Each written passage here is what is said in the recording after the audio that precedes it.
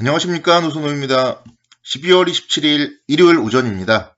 연휴들 잘 보내고 계신지 모르겠습니다. 5인 이상이 모임을 못하다 보니까 좀 지루하기는 하지만 또 그만큼 차분하게 주시장을 공부할 수 있는 3일의 연휴여서 더 좋은 것 같습니다. 그래서 28일 월요일부터 12월 30일 수요일까지 투자 전략 세워보도록 하겠습니다. 일단은 국내 증시로 봤을 때는 월요일부터 수요일까지만 열리면 이제 31일은 휴장이에요. 그리고 미국 시장 같은 경우는 1월 1일 금요일 휴장이고요. 영국 시장, 영국 증시는 박싱데이라고 해가지고 월요일도 휴장이에요. 28일 월요일도요. 그래서 전반적으로 글로벌 시장에 좀 휴장일이 많은 연말 연초, 그렇기 때문에 또 뭐 특별한 이슈도 없고요. 그래서 제한적인 등락이 이어갈 것으로 좀 전망이 되고 있습니다. 그래서 지금은 시장에 대한 뭐 특별한 이슈보다는 좀 각자 보유하고 있는 종목들, 그리고 그런 종목들에 대해서 내년도에 과연 이 기업들이 수익을 낼 수 있을 것이냐, 또 2020년보다 2021년도에 성장을 할 것이냐, 그런 부분들에 대해서 좀 공부를 하고 성장을 하는 종목들 위주로는 2021년도로 가지고 넘어가도 되는 거고요. 어제도 말씀드렸지만 배당을 주는 종목들은 배당을 가지고 넘어가면 더 좋겠죠. 그래서 배당 성장주에 투자를 하는 게 가장 좋은 시기입니다. 그 점이 좀 가장 키포인트예요. 배당 성장주. 그래서 28일까지 매수를 하면 배당을 받을 수 있고요. 그런 기업들이 성장을 한다면 2021년도에도 주가는 더 상승을 할 거기 때문에 배당도 얻고 또 주가 투자를 통한 수익도 얻을 수 있다. 이 점이 가장 포인트다. 이렇게 말씀드릴 수 있겠습니다. 월요일날 미국 12월 댈러스 여는 제조업 지수 발표가 있고요. 그래서 이런 항상 계속 지표 발표. 지금 미국도 지금 뭐 코로나 때문에도 힘들다 얘기들 많이 나오고 있잖아요. 그리고 이제 경제 봉쇄도 과거보다 10월, 11월보다 더 확산됐고요. 그런 부분들에 대해서 댈러스 여는 제조업 지수를 통해서 좀 확인이 필요하지 않나 생각이 되고, 29일 화요일 같은 경우는 이제 시장은 아마 하락을 할 가능성이 많아요. 특히 최소한 오전장은 하락 출발을 하겠죠. 배당을 주는 종목들은 배당락 효과라고 해가지고 화요일날 오전에 배당 부분이 어느 정도 반영이 된 채 좀 주가가 시작을 합니다.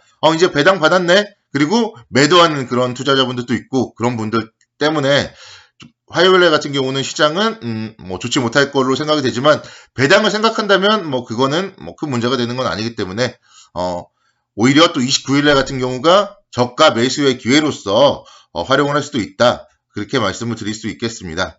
30일 수요일날은 미국의 11월 도매재고 발표가 있고요. 한국의 11월 산업생산, 소매 판매 발표가 있습니다. 그리고 이재용 삼성전자 부회장의 결심 공판이 있기 때문에 뭐 어떻게 판결이 나는지도 지켜봐야 될 것 같습니다. 그렇게 이제 국내 주시장은 마감이 되고요. 31일 목요일은 국내 증시 휴장이에요. 그래서 뭐 다른 기업에 다니는 분들은 31일까지 열심히 일하셔야 되겠지만, 주식시장 같은 경우는 휴장이다. 나는 회사 출근했는데 주식은 안 열리지? 뭐 이런 생각을 하시면 안 되는 날이에요.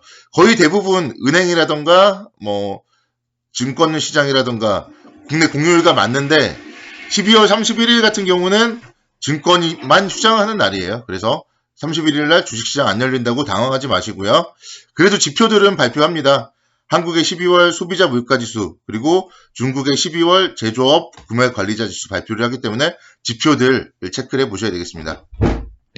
그리고 이제 좀 이번 주, 올해는 아니지만 이제 내년도를 시작하는 입장에서는 가장 중요한 게 1월 1일에 발표돼요.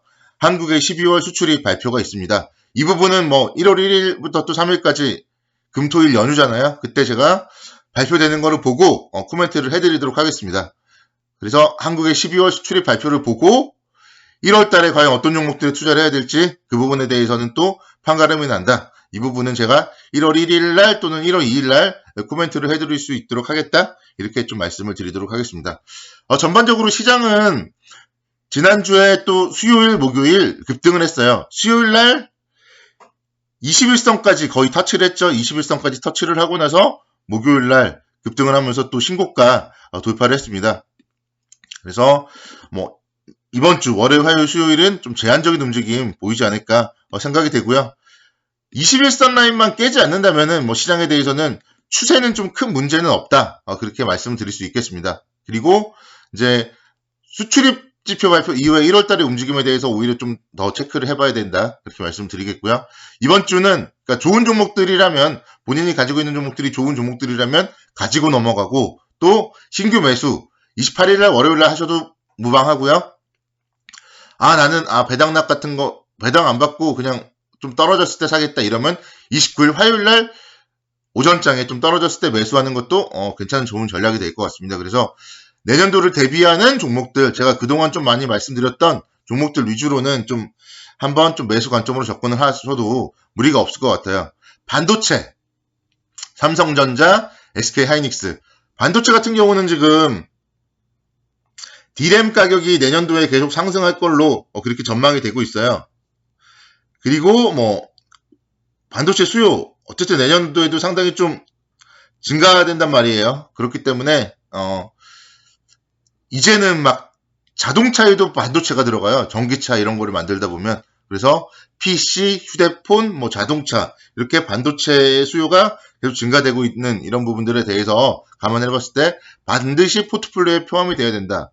반도체, 삼성전자, SK하이닉스 그리고 MLCC 관련해서 삼성전기 제가 이제 2주 전에 말씀드렸었죠. 그래서 역시 다 자동차 수요 그리고 5G 스마트폰 확산으로 인해서 MLCC 탑재가 증가된다. 이런 부분들에 대해서 삼성전기 내년에 20만원 간다. 이렇게 제가 말씀드렸죠. 삼성전기 차트 한번 보실까요? 삼성전자부터 보실까요? 삼성전자 지난주 수요일 목요일 급등을 해버렸어요. 삼성전자 항상 보면은 매수 타이밍은 5일선 11선 도파할 때고요. 또 신고가 낼 때예요.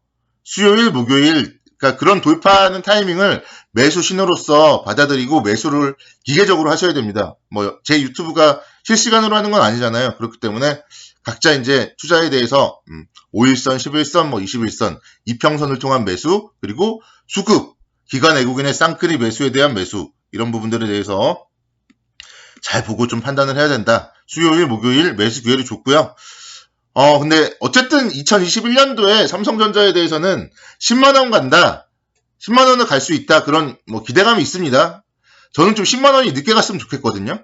좀 천천히 꾸준하게 계단식으로 좀 상승을 했으면 좋겠어요. 그래야지 좀 매수했다가 위에서 또 매도하고 밑에서 또 사고 이런 식으로 어느 정도 일정 부분을 롤링을 하면서 10만원까지 지금 예를 들어 22,000원이 가더라도 수익은 한 32,000원 얻을 수 있단 말이에요. 근데 10만원이 여기서 정말 급하게 가버리면은 오히려 또 그 버블이 꺼지면은 시장은 조심을 해야 된다. 그렇기 때문에 좀 주식이 좀 제발 천천히 올랐으면 좋겠다는 생각을 지난 목요일에 또 가져봤습니다. 삼성전자 그래서 어쨌든 가지고 계셔야 된다 말씀드리고요. SK하이닉스 마찬가지죠. 매수의 흐름을 지난주에 줬어요. 그리고 기관과 외국인의 쌍끌이 매수. 그래서 이런 종목들은 내년도 가지고 가야 된다. 이렇게 말씀드리겠습니다. 삼성전기. 지금 보시면 제가 이제 긍정적으로 말씀을 드렸던 게 지난번에 12월 11일 금요일이었어요. 다시 한번 말씀드렸던 게 13만원대부터 말씀을 드렸지만 그래서 그 이후에 한 차례 시세를 줬지만 다시 또 조정을 받았어요. 그래서 다시 또 매수의 기회예요. 다시 가지고 있어야 됩니다. 이럴 때. 역시 마찬가지 수급도 기관과 외국인의 쌍끌이 매수세 계속 이어지고 있죠. 그래서 20만 전기, 삼성전기 충분히 갈 수 있다. 이렇게 좀 말씀을 드리도록 하겠고요. 자, 어제 제가 이제 금융주들, 하나금융지주 말씀드렸으니까 오늘은 KB금융도 한번 좀 말씀드릴게요. KB금융. 지난 목요일 날 3%대 상승하면서 이런 게 이제 매수 신호라고요. 매수 신호. 빠지다가 61선 지지받고 5일선 돌파, 11선 이제 바로 아래까지 상승을 했잖아요. 그래서 M&A 관련된 계속적으로 이슈를 통해서 고성장하고 있고 포트폴리오도 다각화되고 있습니다. 그리고 역시 고배당주예요. 그런 부분들을 감안을 해봤을 때 KB금융 같은 경우도 계속 빠지다가 지금 지난주에 매수 신호를 줬다. 이런 점에서 내일 이후에 좀 관심 있게 지켜봐야 되지 않을까 생각이 됩니다. 그래서 전반적으로 제가 좀 계속 말씀드렸던 좋은 종목들 위주로 2021년도를 향해서 투자하는 그런 한 주로 가자 이렇게 말씀을 드리겠습니다. 감사합니다. 일요일도